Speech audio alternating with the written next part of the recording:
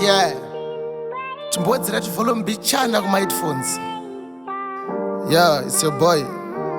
Don't Kombo the Great. Open letter. Ndanyora tsamba, tsamba kuna lisha. Ndanyora tsamba, tsamba kuna kisha. Ndanyora tsamba kuma ex vananita. Ndanyora tsamba kunewesa kandifisha.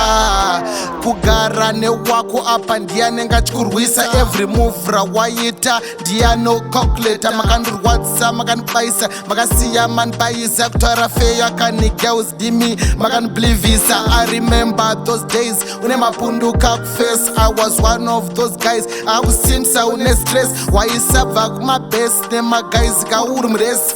Unenge une case pafeya nchakuti yes. Wakabaizwa nema glitters ukafunga kuti gold. Wakazviona pana nyama inonaka isina salt. Muresi waisabuda waitoma isana boat. Ndiwe wega wakazvibaizira sikausapeva vanhu can fault. A letter to my ex, please don't vex. Zvekare ndezvekare saka usandibvunza text. A letter to my ex, please don't vex. Zvekare ndezvekare saka usandibvunza text. Usandibvunza iwe, usandishupa iwe, usandibvunza iwe, usandishupa iwe.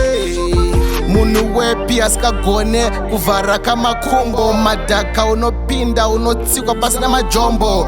Nyika inodya nchakunzwira zvako urombo. Zvamanje manje futi uchapedzwa kumwa musombo. Kuna Anita auna chaukatadza. Skirire kuganza nekuda vane mota. Uchaita mamota maronda. Dressing inonyadza. Kugara wakapfeka kunge mutiro wafanza. Zvemujolo ndaramba kunge vacharamba. Ndavagamba muramba aida kundidhamba kunge mwana ari mupamba. Gara wafamba famba unenge ti iyo inenge sina masamba. A letter to my ex, please don't vex. Zvekare ndezvekare saka usandibvunza text. A letter to my ex, please don't vex. Zvekare ndezvekare saka usandibvunza text. Usandibvunza iwe, usandishupa